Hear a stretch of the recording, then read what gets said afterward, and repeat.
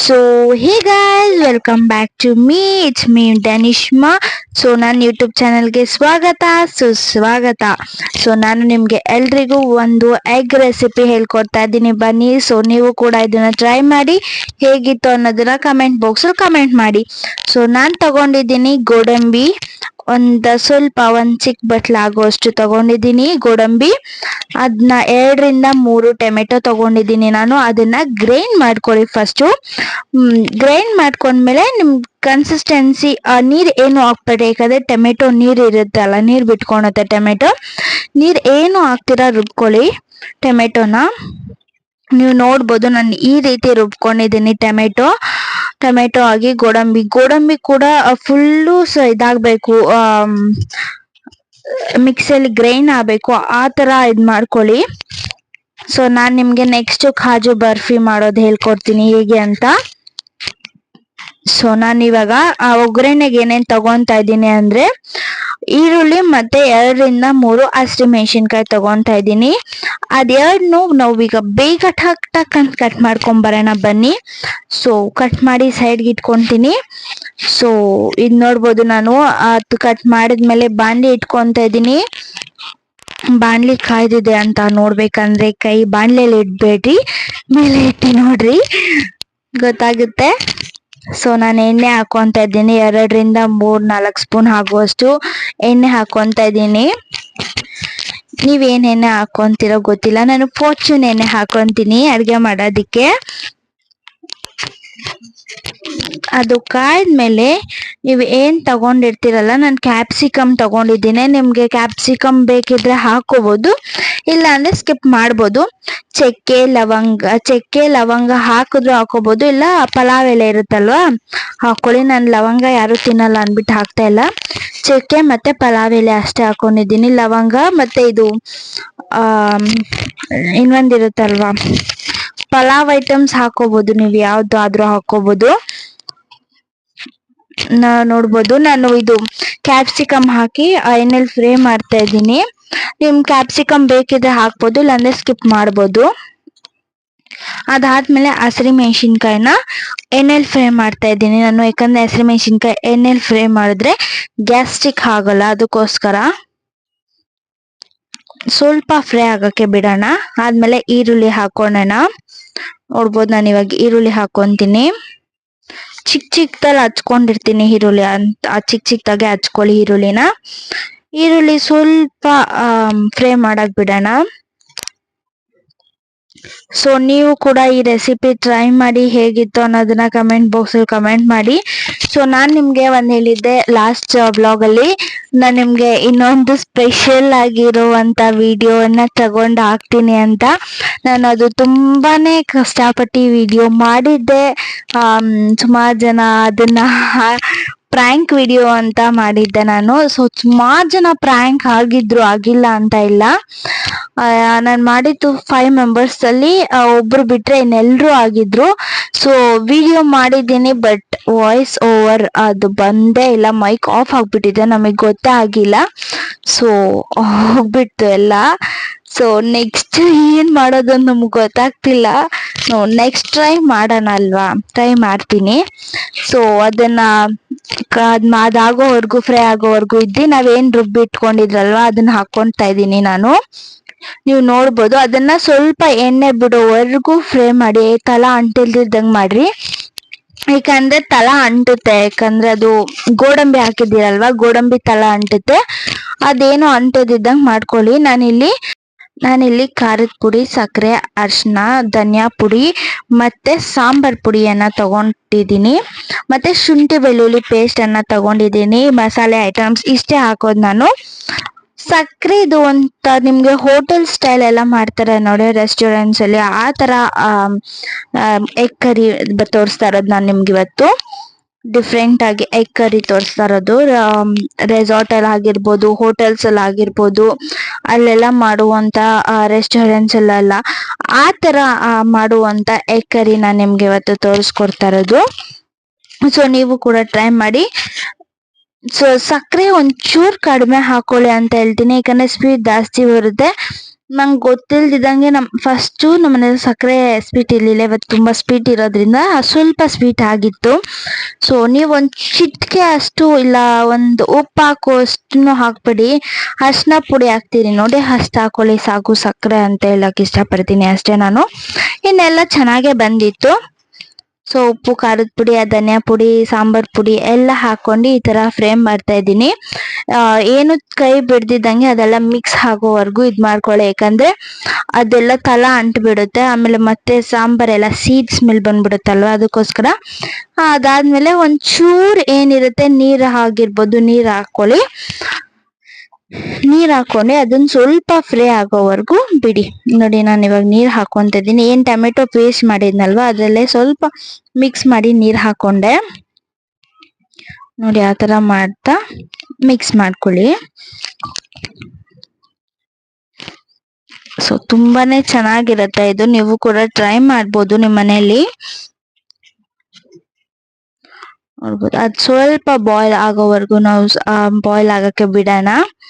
ನಿಮ್ಗೆ ಇವಾಗ ಎಷ್ಟು ಸ್ವಲ್ಪ ಅದ್ ಎಣ್ಣೆ ಬಿಟ್ಕೊಳೋವರೆಗೂ ಇದ್ಬಿಟ್ಟು ನಿಮ್ಗೆ ಎಷ್ಟು ಬೇಕೋ ಅಷ್ಟು ನೀರನ್ನ ಹಾಕೋಬಹುದು. ನಿಮ್ಗೆ ಎಷ್ಟು ಜನಕ್ಕೆ ಬೇಕೋ ಆ ತರ ಮಾಡ್ಕೋಬಹುದು ನೀವು ಇವಾಗ ನೀರನ್ನ ಹಾಕೊಂಡು.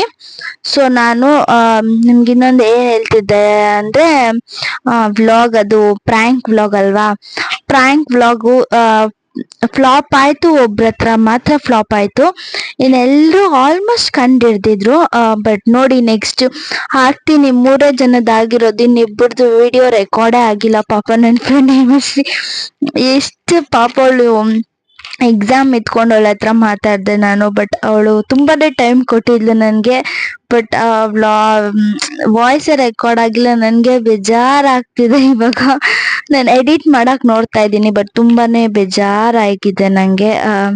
ಸೊ ನಾನು ಅವಳಿಗೆ ಹೇಳ್ಬೇಕು, ಯಾಕಂದ್ರೆ ಅವಳು ತುಂಬಾ ಚೆನ್ನಾಗಿ ಮಾಡಿದ್ಲು ಆಕ್ಚುಲಿ. ಸೊ ಸಾರಿ ಮೆಸ್ಸಿ, ನನ್ನ ಪ್ರಾಬ್ಲಮ್ ಇಂದ ಮೈಕ್ ಸೊ ನೋಡೋಣ, ನಾನು ನೆಕ್ಸ್ಟ್ ವಿಡಿಯೋ ಹಾಕಿದಾಗ ಹೇಳ್ತೀನಿ, ಅದನ್ನ ಕಂಟಿನ್ಯೂ ಮಾಡ್ತೇನೆ ಸ್ಟೋರಿ. ಸೊ ಅದಾದ್ಮೇಲೆ ಉಪ್ಪು ಹಾಕಿ ಕುದ್ಸಕ್ಕೆ ಇಟ್ಟಿದ್ದೀನಿ. 1 ಕುದಿ ಬರೋವರೆಗೂ ಕಾಯಿರಿ. 1 ಕುದಿ ಬಂದ್ಮೇಲೆ ಬರೋವರೆಗೂ ನಾನಿಲ್ಲಿ 1 ಬೌಲ್ ತಗೊಂಡಿದ್ದೀನಿ. ಬೌಲಲ್ಲಿ 1 ಮೊಟ್ಟೆ ಹೊಡೆದಿ, ಇಲ್ಲ ಉಪ್ಪು, ಖಾರ ಮತ್ತೆ ಮೆಣಸ್ ಪೌಡರ್ ಅನ್ನ ಹಾಕೋಬಹುದು. ಬೇರೆ ನೀವು ಮೆಣಸ್ ಪೌಡರ್ ಹಾಕೊಂಡು ಉಪ್ಪು ಹಾಕೊಂಡ್ರೆ ಸಾಕು.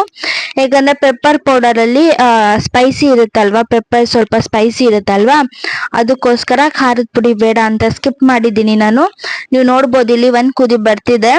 ಆ ಕುದಿ ಬರ್ತಿದ್ದಂಗೆ ನಾನು ಅದನ್ನ ಸೈಡ್ಗೆ ಇಟ್ಬಿಟ್ಟು ಫ್ಲೇಮ್ನ ಕಡಿಮೆ ಮಾಡ್ತೀನಿ. ನಾನು ಫ್ಲೇಮ್ ಕಡಿಮೆ ಮಾಡಿಬಿನೆ ಅದನ್ನ ಏನ್ ತಗೊಂಡಿದ್ದೀರಾ ನೋಡ್ರಿ, ಅದನ್ನ ಒಂದೊಂದಾಗೆ ಸೈಡ್ ಮೆಲ್ಲಗೆ ಹಾಕೋ ಬನ್ನಿ, ಯಾಕಂದ್ರೆ ಅದು ಒಡೆದೋಗ್ಬಿಡುತ್ತೆ. ಮೊಟ್ಟೆ ಹೊಡೆದೋದ್ರೆ ತುಂಬಾ ಕೌಸ್ ಬಂದ್ಬಿಡುತ್ತೆ ಫ್ರೆಂಡ್ಸ್. ನೀವು ಯಾವತ್ತೂ ಆ ಕೆಲಸ ಮಾಡಕ್ ಹೋಗ್ಬೇಡಿ ಗೈಸ್. ಸೊ ನೀವು ನೋಡ್ಬೋದು, ಸ್ಲೋ ಅಂದ್ರೆ ಸ್ಲೋ, ನಿಮ್ಗೆ ಎಷ್ಟು ಸ್ಲೋ ಆಗುತ್ತೋ ಅಷ್ಟು ಸ್ಲೋ ಆಗಿ ಬಿಡಿ, ಏನು ಆಗಲ್ಲ ನಿಮ್ಗೆ. ತುಂಬಾ ಸ್ಲೋ ಆಗಿ ಬಿಡಕ್ ಟ್ರೈ ಮಾಡಿ ಎಗ್ನ. ಸೊ ಒಂದೊಂದೇ ಹಾಕೊಂತ ಇದ್ದೀನಿ ನಾನು. ಹೆಂಗ್ ಹಾಕೊಂತಿರೋ ನಿಮ್ಗೆ ಎಷ್ಟು ಬೇಕೋ ಅಷ್ಟು ಮೊಟ್ಟೆ ಅದೇ ರೀತಿ ಹಾಕೊಳ್ಳಿ. ಸೊ ಮೆಲ್ಲಗೆ ಹಾಕೊಳ್ಳಿ ಅಷ್ಟೇ. ನೋಡ್ಬೋದು. ಸೊ ತುಂಬಾ ಚೆನ್ನಾಗಿತ್ತು. ನಿಮ್ಗೆ ಖಾರ ಉಪ್ಪು ಬೇಕೆಂದ್ರೆ ಇದ್ ಮೊಟ್ಟೆ ಹಾಕೋದಕ್ಕಿಂತ ಮುಂಚೆನೆ ನೋಡ್ಕೊಂಡು ಹಾಕೊಂಬಿಡಿ. ಆಮೇಲೆ ಮತ್ತೆ ಮೊಟ್ಟೆ ಹಾಕಿದ್ಮೇಲೆ ನಿಮ್ಗೆ ಏನ್ ಮಾಡೋದಕ್ಕೂ ಆಗಲ್ಲ, ಅದನ್ನ ಸಾಂಬಾರ್ ಮಿಕ್ಸ್ ಮಾಡೋದಕ್ಕೂ ನಿಮ್ಗೆ ಆಗಲ್ಲ, ಆ ತರ ಆಗ್ಬಿಡುತ್ತೆ ಈ ಮೊಟ್ಟೆ ಹಾಕಿದ್ಮೇಲೆ. ನಾನು ಫಸ್ಟೇ ಹೇಳ್ತಾ ಇದ್ದೀನಿ, ಇದನ್ನ ಯಾರು ಟ್ರೈ ಮಾಡಲ್ಲ ಜಾಸ್ತಿ, ಈ ತರ ರೆಸಿಪಿ ಯಾರು ಟ್ರೈ ಮಾಡಲ್ಲ, ಯಾಕಂದ್ರೆ ಇದು ಒಂದ್ ಸ್ವಲ್ಪ ರಿಸ್ಕಿ ಗ್ರೇವಿ, ಇದು ತುಂಬಾ ರಿಸ್ಕಿ ಗ್ರೇವಿ. ಸೊ ಅದಕ್ಕೋಸ್ಕರ ಯಾರು ಟ್ರೈ ಮಾಡಲ್ಲ. ಬಟ್ ನನ್ ಗೊತ್ತಿಲ್ಲ, ರೆಸಾರ್ಟ್ ಅಲ್ಲಿ ಆಗಿರ್ಬೋದು, ಹೋಟೆಲ್ಸ್ ಅಲ್ಲಿ ಆಗಿರ್ಬೋದು, ರೆಸ್ಟೋರೆಂಟ್ಸ್ ಅಲ್ಲಿ ಆಗಿರ್ಬೋದು, ಯಾವ ರೀತಿ ಅವ್ರು ಇನ್ನೂ ಗಟ್ಟಿ ಮಾಡ್ತಾರೆ. ಮೋಸ್ಟ್ಲಿ ಅವರು ನನ್ನ ಪ್ರಕಾರ ಅವರು ತವಾ ಮೇಲೆ ಮಾಡ್ಬೋದು ಅನ್ಕೊಂತೀನಿ. ಆ ತವಾ ಮೇಲೆ ಮಾಡಿ ಈ ಎಗ್ ಬಾಯ್ಲ್ ತರ ಇರುತ್ತೆ ನೋಡಿ, ಒಂದ್ ನಾವು ಪಡ್ಡು ಹಾಕ್ತಿರಿ ನೋಡಿ, ಆ ತರದ್ರಲ್ಲಿ ಇರುತ್ತೆ. ಆ ತರದ್ರಲ್ಲಿ ಮಾಡ್ತಾರೋ ನನ್ಗೆ ಗೊತ್ತಿಲ್ಲ, ಇಂಚು ಆ ತರದ್ರಲ್ಲಿ ಮಾಡ್ಬೋದೇನೋ, ನನ್ಗೂ ಗೊತ್ತಿಲ್ಲ. ಸೊ ನಾನು ಈ ರೀತಿಯಾಗಿ ಬಿಡ್ತಾ ಇದ್ದೀನಿ ಅಷ್ಟೇ. ನೀವು ಡೈರೆಕ್ಟ್ ಆಗಿ ಬೌಲ್ಗೆ ಹಾಕಿಲ್ಲ, ಡೈರೆಕ್ಟ್ ಆಗು ಹಾಕ್ಬೋದು. ಮೊಟ್ಟೆ ಹೊಡ್ದಿ ಹಂಗಂಗೆ ಬಿಡ್ಬೋದು ಸಾಂಬಾರ್ ಒಳಗಡೆ. ನಾನು ನಿಮ್ಗೆ ಕ್ಲಿಯರ್ ಆಗಿ ನೀಟ್ ಗೊತ್ತಾಗ್ಬೇಕು ಅನ್ನೋದಕ್ಕೋಸ್ಕರ ಬೌಲ್ಗೆ ಹಾಕಿ ತೋರಿಸ್ತಾ ಇದ್ದೀನಿ ಅಷ್ಟೇ. ಇನ್ನೆಲ್ಲ ನಾನು ಯೂಶ್ವಲ್ ಆಗಿ ಮೊಟ್ಟೆ ಹೊಡೆದ್ಬಿಟ್ಟು ಹಂಗೆ ಬಾಣ್ಲಿಗೆ ಹಂಗೆ ಬಿಟ್ಬಿಡ್ತೀನಿ. ನಿಮ್ಗೆ ಗೊತ್ತಾಗ್ಲಿ, ನಿಮ್ಗೆ ಒಂದು ಐಡಿಯಾ ಇರ್ಲಿ ಅನ್ನೋದಕ್ಕೋಸ್ಕರ ನಾನು ಬೌಲ್ಗೆ ಹಾಕಿ ತೋರಿಸಿ ಮಾಡ್ತಾ ಇರೋದು. ಸೊ ನೀವು ಇದೇ ರೀತಿ ಟ್ರೈ ಮಾಡಿ. ನಿಮ್ಗೇನಾದ್ರೂ ಎಕ್ಸ್ಪೀರಿಯನ್ಸ್ ಇದ್ರೆ ನೀವು ಹಂಗೆ ಮೊಟ್ಟೆ ಹೊಡೆದಿ ಅಲ್ಲಿಗೆ ಹಾಕ್ಬೋದು. ನೋಡ್ಬೋದು ನೀವು ಕುದೀತಾ ಇದೆ ಸಾಂಬಾರು, ಅದ್ರ ಮೇಲೆ ಮುಚ್ಬಿಟ್ಟು 5-10 ನಿಮಿಷ ಬಿಟ್ಬಿಡಿ. ಅದ್ಮೇಲೆ ಏನಾದ್ರು ತೂಕದ ಐಟಮ್ಸ್ ಇದ್ರೆ, ಇವಾಗ ಏನಂತಾರೆ ಗುಂಡ್ಕಲ್ಲು, ಕುಟಾಣಿ ಆ ಥರ ಏನಾದ್ರು ಇದ್ರೆ ಬಿಟ್ಬಿಡಿ. ಈ ಶುಂಠಿ ಬೆಳ್ಳುಳ್ಳಿ ಕುಟ್ಟೋದು ಏನಾದ್ರು ಇದ್ರೆ ಆ ಥರದ್ದು ಇಟ್ಬಿಟ್ಟು 5-10 ನಿಮಿಷ ಬಿಟ್ಬಿಡಿ. ಮೋಸ್ಟ್ಲಿ 5 ನಿಮಿಷ ಸಾಕು, 5 ನಿಮಿಷನೇ ಜಾಸ್ತಿ. ಅದಕ್ಕೆ 1-2-3 ನಿಮಿಷ ಬಿಟ್ಬಿಟ್ಟು ಆಫ್ ಮಾಡ್ಬಿಡ್ರಿ. ಇನ್ನೆಲ್ಲ ಅದೇ ಕುಂಬರ್ಕೊಂತೈತೆ ಫ್ರೆಂಡ್ಸ್. ಸೊ ನಾನ್ ನೋಡ್ಬೋದು ಇಲ್ಲಿ ನೀಟಾಗಿದೆ, ಎಲ್ಲ ಬಾಯ್ಲ್ ನೀಟಾಗಿದೆ, ಫುಲ್ ಬಾಯ್ಲ್ ಆಗ್ಬಿಟ್ಟಿದೆ. ಸೊ ಅಲ್ಕು ನೋಡಿ ನಾನು ಹಾಕಿದ್ನಲ್ವ, ಅಲ್ಕು ಹೊಡ್ದಿದ್ದೆ ಒಂದು. ಸೊ ಬಂದಿದೆ ನೋಡಿ, ತುಂಬಾ ಸಾಫ್ಟ್ ಆಗಿ ಎತ್ಬೇಕು. ನಾನು ಈ ತರ ಮಿಕ್ಸ್ ಮಾಡೋ ಹಾಗೆ ಇಲ್ಲ. ಸೊ ನಿಮಗ್ ತೋರಿಸ್ಬೇಕಲ್ಲ ಅನ್ನೋದಕ್ಕಷ್ಟೇ ನಾನು ಅದನ್ನ ಮಿಕ್ಸ್ ಮಾಡಿ ತೋರಿಸ್ತಾ ಇದ್ದೀನಿ. ಸೊ ನೀವಂತೂ ಆ ತಪ್ಪನ್ ಮಾಡಕ್ ಹೋಗ್ಬೇಡಿ, ತಿರ್ವಾಕೆ ಬೇಡಿ, ಅದನ್ನ ಉಲ್ಟಾ ಮಾಡಿ ಹಾಕೇಬೇಡಿ. ಸಾಫ್ಟ್ ಆಗಿ ಹೆಂಗಿತ್ತೋ ಹಂಗೆ ಇರ್ಲಿ ಅದನ್ನ. ಸೊ ನೀವು ಈ ಕಡೆಯಿಂದ ಆ ಕಡೆ, ಆ ಕಡೆಯಿಂದ ಈ ಕಡೆ ಮಾಡಿದ್ರೆ ಅದು ಅಲ್ಲೇ ಹೊಡೆದೋಗ್ಬಿಡುತ್ತೆ. ಆಮೇಲೆ ಮತ್ತೆ ಅದು ಕೌಸು ತಿನ್ನಕ್ ಆಗಲ್ಲ. ಮೊಟ್ಟೆನೇ ಕೌಸು, ಬಟ್ ಅದ್ರಲ್ಲಿ ತಿನ್ನೋದಕ್ಕಂತೂ ಆಗೋದಿಲ್ಲ.